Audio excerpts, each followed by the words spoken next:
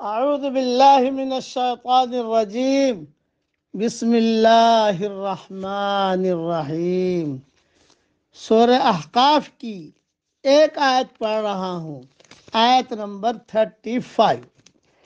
فاصبر کما صبر اولو العزم من الرسل ولا تستعجل لهم، پس تم صبر کرو جس طرح ہمت والے پیغمبروں نے صبر کیا، اور ان کے لیے جلدی نہ کرو۔ کأنہم یوم یرون ما یوعدون، جس دن یہ لوگ اس چیز کو دیکھیں گے جس کا ان سے وعدہ کیا جا رہا ہے۔ لم یلبثوا الا ساعة من نہار، تو گویا کہ وہ دن کی گھڑی سے زیادہ نہیں رہے۔ بلاغ، بس آپ کا کام تو پہنچا دینا ہے۔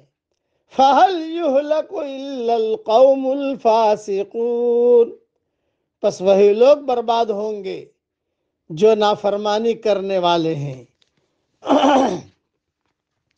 حق کی دعوت دینے والے کو ہمیشہ صبر کی زمین پر کھڑا ہونا پڑتا ہے۔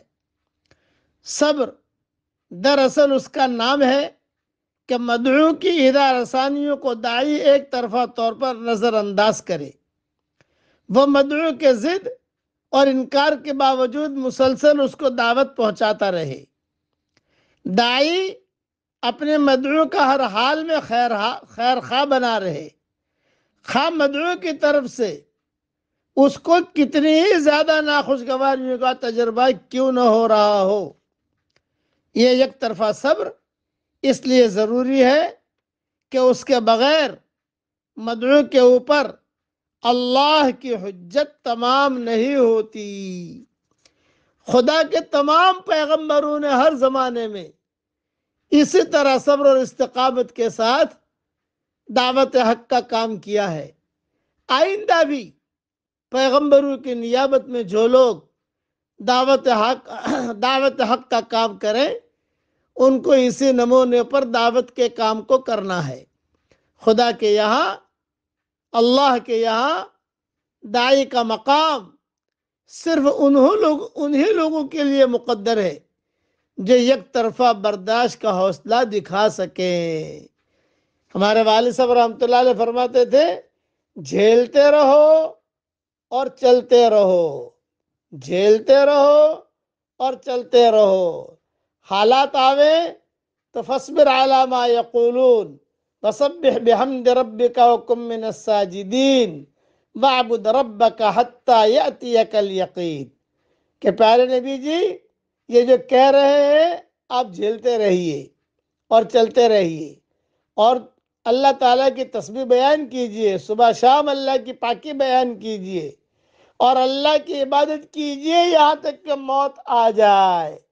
مطلب کہ دعوت کا کام میں جھیلنا بہت ہے۔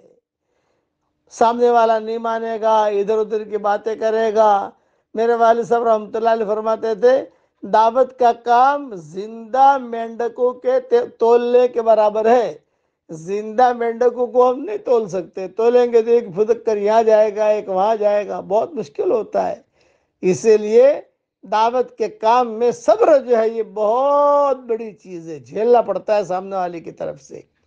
اور اگر نامناسب حالات آویں، آدمی برداشت کرے، اللہ کے احکامات کو پورا کرے اور پڑھتا رہے۔ پڑھو میرے ساتھ، سبحان اللہ والحمد للہ ولا الہ الا اللہ واللہ اکبر ولا حول ولا قوت الا باللہ العلی العظیم۔ یہ تسبیح اللہ کو بہت پسند ہے، کم سے کم 100 مرتبہ صبح، 100 مرتبہ شام کو پڑھتے رہنا چاہیے۔ اللہ تعالی ہم سب کو عمل کرنے کی توفیق عطا فرمائے، آمین۔ وآخر دعوانا ان الحمد للہ رب العالمین۔